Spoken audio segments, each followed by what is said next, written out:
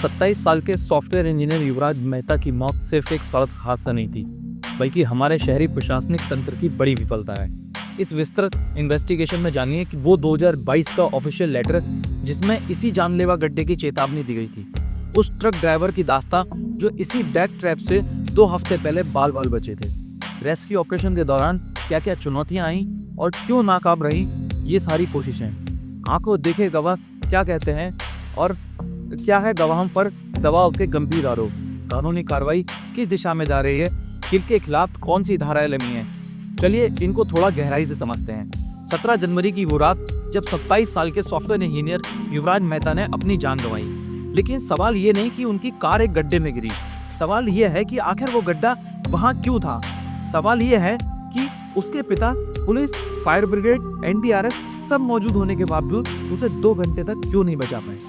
क्या ये सिर्फ एक एक्सीडेंट था या फिर हमारे सिस्टम की वो बर्बादी है जिसकी चेतावनी 3 साल पहले ही दे दी हुई थी। आज इसी सवाल का जवाब ढूंढते हैं। दोस्तों, रात के 12 बजे का वक्त, घना कोहरा। युवराज अपनी ग्रैंड विटारा में गुरुग्राम से नोएडा की तरफ घर लौट रहे थे। सेक्टर 150 में एक नुकीले मोड़ पर उनकी कार एक निचली और टूटी हुई बाउंड्री वॉल को तोड़ते हुए सीधे एक विशाल पानी से भरे गड्ढे में जा गिरी। ये कोई छोटा गड्ढा नहीं था, ये एक कंस्ट्रक्शन साइट का बेसमेंट था जो सालों से पानी भरा हुआ एक तालाब बन चुका था। युवराज तैरना नहीं जानते थे। उन्होंने कार की छत पर चढ़कर सबसे पहले अपने पिता को फोन किया। उनके पिता राजकुमार मेहता मौके पर पहुंचे, पुलिस को खबर दी, एम्बुलेंस आई, फायर ब्रिगेड आई, एनडीआरएफ और एसडीआरएफ की टीमें आई। लेकिन यहीं से शुरू हुई असली त्रासदी। उनके पिता की आंखों के सामने, अपने दोस्तों और सैकड़ों लोगों के सामने युवराज ने अपने फोन की टॉर्च जलाकर 2 घंटे तक मदद की गुहार लगाई। वो चिल्लाते रहे, पापा मुझे बचा लो। लेकिन कोई भी रेस्क्यू टीम उस ठंडे गहरे पानी में उतरकर उन तक नहीं पहुंच पाई। आखिरकार उनकी चीखें बंद हो। एक इंसान जिसे बचाने के लिए पूरा सिस्टम मौजूद था, वो 2 घंटे तक मरने के लिए छोड़ दिया गया। क्यों? अधिकारियों का कहना है विजिबिलिटी 0 थी, पानी ठंडा था, अंदर आयरन के रॉड्स थे। लेकिन एक सवाल, अगर रेस्क्यू मुश्किल था तो क्या उस जानलेवा गड्ढे को बनने से रोकना आसान नहीं था? चलिए जांच करते हैं उस गड्ढे की उम्र का सच।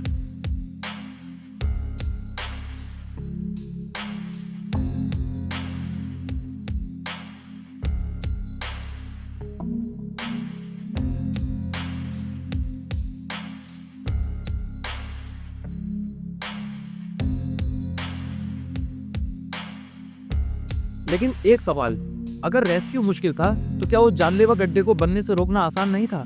चलिए जांच करते हैं उस गड्ढे की उम्र का सच। दोस्तों, ये कोई पहला मामला नहीं था। युवराज की मौत से ठीक 2 हफ्ते पहले 2 जनवरी को एक ट्रक ड्राइवर गुरविंदर सिंह उसी जगह, उसी 90 डिग्री के मोड़ पर अपने ट्रक के साथ एक्सीडेंट का शिकार हुए थे। उनकी किस्मत अच्छी थी कि वो बच गए। लेकिन उन्होंने क्या कहा? उन्होंने कहा कि उस रास्ते पर ना कोई वार्निंग साइन था, ना लाइट थी और ना ही बैरिकेड्स थे। उन्होंने ये भी बताया कि एक्सीडेंट के बाद एक व्यक्ति जो खुद को नोएडा अथॉरिटी का अधिकारी बताना था, उनसे पैसे की मांग करने लगा। गुरविंदर सिंह कहते हैं कि मैं उस रात बच गया सिर्फ किस्मत और भगवान की कृपा से। जब मैंने उस लड़के के वीडियो देखे तो मैं रो पड़ा। यहाँ लॉजिक समझिए, अगर 2 जनवरी को हुए एक्सीडेंट के बाद अथॉरिटी सचेत हो जाती, अगर उस जगह पर तुरंत बैरिकेडिंग, रिफ्लेक्टर और लाइट लगा दिए जाते, तो क्या 16-17 जनवरी की रात युवराज की जान बच सकती थी? जवाब है हाँ। ये एक केस स्टडी है जो साबित करती है कि सिस्टम को चेतावनी मिल चुकी थी, लेकिन सिस्टम सोया रहा। लेकिन ये चेतावनी सिर्फ एक एक्सीडेंट तक सीमित नहीं थी। यहाँ से जुड़ा है एक बड़ा डॉक्यूमेंट, एक ऐसा ऑफिशियल लेटर जो साबित करता है कि इस मौत की जिम्मेदारी सीधे लापरवाही पर टिकी है। ये लेटर क्या कहता है, आगे देखते हैं। ये कहानी का सबसे चौंकाने वाला हिस्सा है। 14 मार्च 2022, मतलब युवराज की मौत से पूरे 4 साल पहले, उसी प्लांट के developer NZ Vistown planners private limited ने नोएडा अथॉरिटी के सीईओ को एक ऑफिशियल लेटर लिखा था। इस लेटर में क्या लिखा था, चलिए आपको मैं पढ़कर सुनाता हूं। नंबर 1, लेटर में कहा गया था कि सेक्टर का सारा सीवेज और ड्रेन वाटर इस प्लांट के बेसमेंट में भर गया है। नंबर 2, लेटर में चेतावनी दी गई थी कि ये गंभीर दुर्घटना का कारण बन सकता है। नंबर 3, लेटर में यह भी कहा गया था कि प्लॉट के आसपास की सड़क पानी के दबाव से धंस रही है, वो अंदर को घुस रही है और बैरिकेड बार बार गिर रहे हैं। इस लेटर की कॉपी नोएडा पुलिस कमिश्नर और लोकल पुलिस स्टेशन को भी भेजी गई थी। सवाल यही है कि जब डेवलपर खुद 2022 में चिल्ला चिल्ला कर कह रहा था कि यहाँ एक्सीडेंट हो सकता है, तो नोएडा अथॉरिटी ने 4 साल तक क्या किया?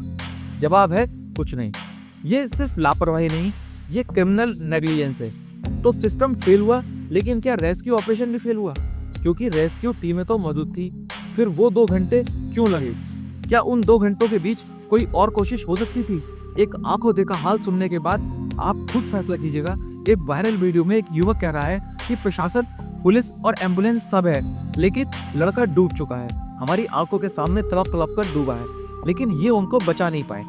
वहीं एक डिलीवरी एग्जीक्यूटिव और आंखों देखा गवाह मोनिंदर सिंह ने बताया कि उन्होंने खुद रस्सी बांधकर पानी में छलांग लगाई और 30-40 मिनट तक युवराज को ढूंढने की कोशिश की, लेकिन वो उसको नहीं मिले।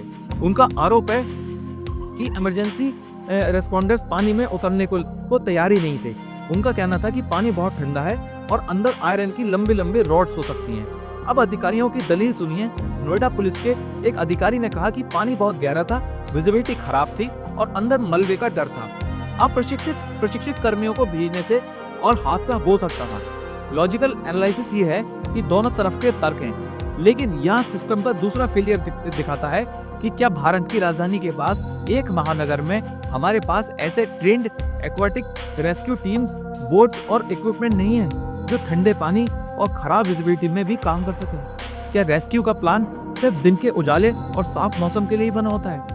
ये सवाल पूरे सिस्टम की प्रिपेयर्डनेस पर सवाल खड़ा करते हैं। रेस्क्यू फेल हुआ, लेकिन कहानी यहीं खत्म नहीं हुई।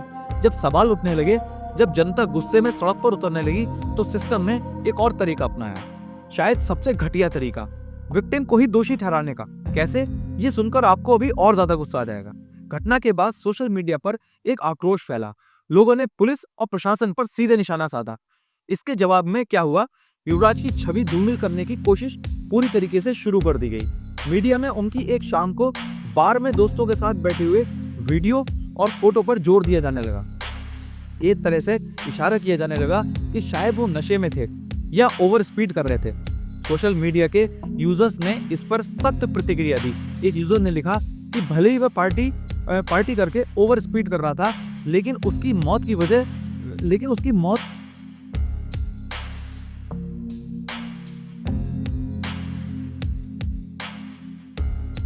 सोशल मीडिया के यूजर्स ने इस पर सख्त प्रतिक्रिया दी। एक यूजर ने लिखा, भले ही वह पार्टी कर ओवर स्पीड कर रहा था, लेकिन उसकी मौत की वह वजह नहीं थी। उसको मारा गया है, पुलिस और प्रशासन की मदद की भीख मांगते हुए।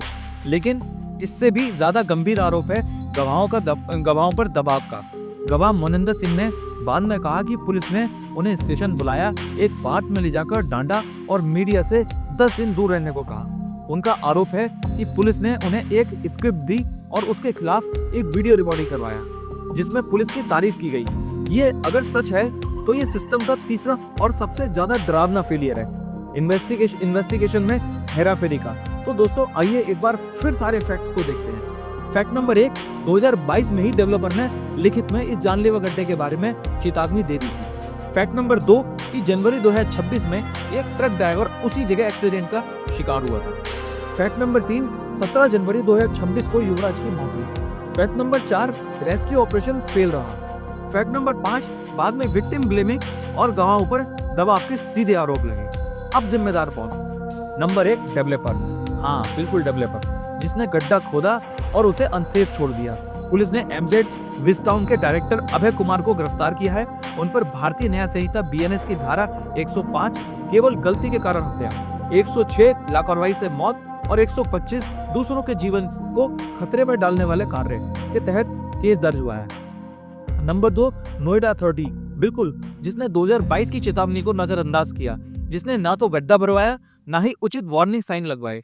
सीएम योगी आदित्यनाथ ने नोएडा अथॉरिटी के सीईओ को हटा दिया है और एक एसआईटी स्पेशल इन्वेस्टिगेशन टीम गठित की है। नंबर 3, पुलिस और रेस्क्यू एजेंसीज, उनकी भूमिका भी एसआईटी की जांच का हिस्सा बन चुकी है। क्या उनके पास सही ट्रेनिंग और इक्विपमेंट था? क्या उन्होंने हर संभव कोशिश की? युवराज की मौत एक एक्सीडेंट नहीं, एक सिस्टमेटिक मर्डर है।